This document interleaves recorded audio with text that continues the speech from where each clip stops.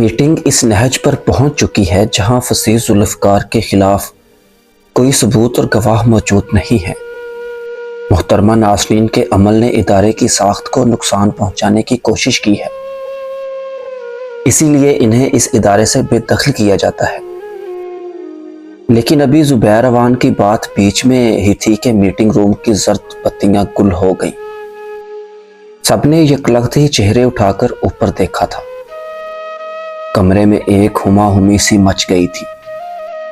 پھر اگلے ہی لمحے سامنے نصب پڑی سی سکرین روشن ہوئی۔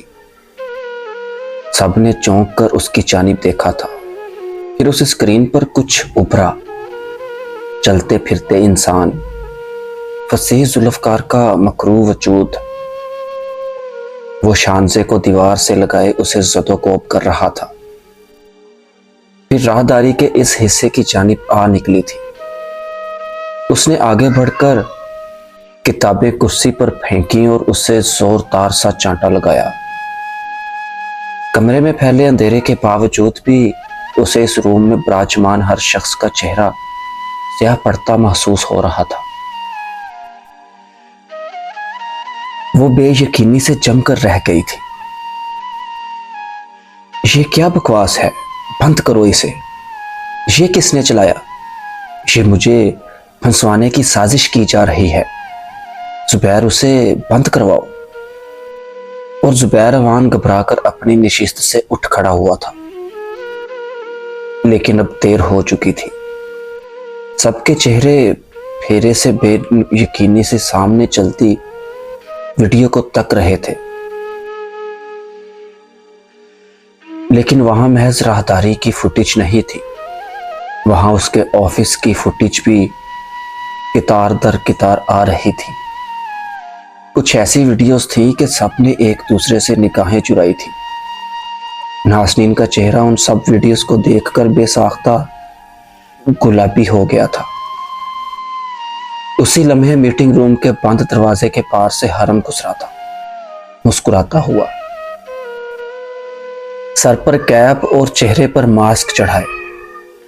وجدان کنٹرول روم میں بیٹھا تھا، سر پر سیاہ ہیڈ ڈالے ایک کے بعد ایک ویڈیو اپنے لیپ ٹاپ پر چلاتا جا رہا تھا۔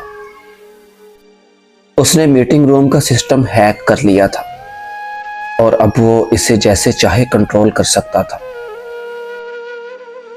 میٹنگ روم کی گل بتیاں اپنی تمام تر روشنیوں کے ساتھ واپس آ چکی تھیں۔ پیچھے اسکرین پر اب تک فوٹیجز چلتی ہوئی دکھائی دے رہی تھی۔ کیا میں کسی گواہ اور ثبوت کو لاؤں؟ زبیر صاحب، بکواس بند رکھو اپنی تم۔ یہ سب مجھے پھنسانے کے لیے ہے۔ یہ میں نے نہیں کیا، میرا یقین کرو۔ تمہیں اس ادارے سے بے دخل کرنے کا فیصلہ لیا جا چکا ہے، اب کچھ نہیں ہو سکتا۔ لیکن وہ مسکرائی تھی، پھر ٹانگ پر ٹانگ چڑھا کر بیٹھی، ٹھنڈے بے رحم آنکھوں سے فصیح کو دیکھا۔ آپ میری جاب کو ہاتھ تو لگا کر دکھائیں، آپ سب۔ اس نے انگشت شہادت سے گلائی میں براجمان ہر شخص کی جانب اشارہ کیا تھا۔ آپ سب کو اپنی جاب سے ہاتھ دھونا پڑے گا پھر، کیونکہ یہاں سے نکلتے ہی میں کروں گی یہ کہ آپ سب سے پہلے میڈیا بلواؤں گی، پھر اس قابل قدر یونیورسٹی کے سامنے پریس کانفرنس کروں گی، پھر یہ فوٹیجز میں ٹاک شوز میں گھنٹوں بولنے والے اینکرز کو فراہم کروں گی۔ اور جانتے ہیں نا آج کل فیمنسٹ تحریک کس قدر متحرک ہے، پھر کوئی یہ نہیں دیکھے گا کہ یہ وچ ہنٹ ہے یا نہیں، سب ان ثبوتوں پر یقین کریں گے۔ آپ کا ادارہ اگر میڈیا کی نگاہوں میں ایک دفعہ آ گیا تو پھر اسے آسانی کے ساتھ ہاتھ سے جانے نہیں دیا جائے گا۔ والدین کے ہاتھ میں داخلے کے فارمز کچرے کی نظر ہو جائیں گے۔ اور آپ سب۔ وہ اٹھ کھڑی ہوئی تھی۔ حرم اور وجدان کنٹرول روم میں بیٹھے سامنے چلتی اسکرین پر اسے دم سادے تک رہے تھے۔ وہ بھوکی شیرنی لگ رہی تھی، یوں لگتا تھا سب کو پھاڑ کھائے گی۔ آپ سب سڑک پر آ جائیں گے، میں اب سب کو سڑکوں پر گھسیٹوں گی، اسی لیے میری جاب پر میلی نگاہ ڈالنے کے بارے میں سوچیے گا بھی نہیں تو ابھی آپ نازنین انصاری کو جانتے نہیں ہیں۔ اس نے اپنے سامنے رکھا پرس جھپٹا اور پھر کندھے پر ڈھلکا دوپٹہ ڈال کر پلٹ گئی۔ میٹنگ روم گویا گہری کھائی میں غرق ہو گیا تھا، صرف اس کی ہیل کی ٹک ٹک محسوس ہوتی تھی۔ وہ راہداری میں آ نکلی، اس کا سانس بری طرح پھولا ہوا تھا۔ اگلے ہی پل اسے اپنے پیچھے کسی کے بھاگتے قدموں کی چاپ محسوس ہوئی تھی۔ وہ پلٹی اور پھر فصیح کو اپنی جانب تیش سے بڑھتا دیکھ کر ساکت ہو گئی۔ اس نے نازنین کو ہاتھ سے کھینچ کر دیوار سے لگایا ہی تھا کہ کہیں سے اسے زوردار لات آ لگی۔ وہ اڑتا ہوا ادھر گرا تھا اور پھر اندھیرے سے کوئی روشنی میں آیا۔ اس کے کان میں موجود ٹاپس لمحے بھر کو چمکا تھا، بال ماتھے پر گر رہے تھے۔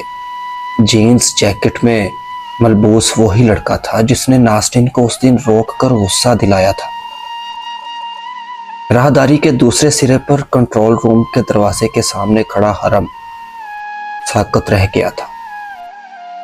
نازنین دیوار سے لگی سانس روکے اس لڑکے کی جانب دیکھ رہی تھی۔ وہ زاویار تھا، زاویار سلطان، زار آباد میں بچ جانے والا ایک اور سروائیور۔ اس بستی میں محض 3 سروائیورز بچے تھے، حرم اریبی، سارنگ بدر اور زاویار سلطان۔ اس نے ایک ابرو اٹھا کر دوسرے سرے پر کھڑے بے یقین سے حرم کو دیکھا اور پھر ایک جانب کو اٹھی مسکراہٹ اس کے وجیح چہرے سے پھر ابھری تھی۔ وہ آگ سی برف مسکراہٹ تھی، وہ دشمنی کی مسکراہٹ تھی۔ تو کون چھو چکا تھا؟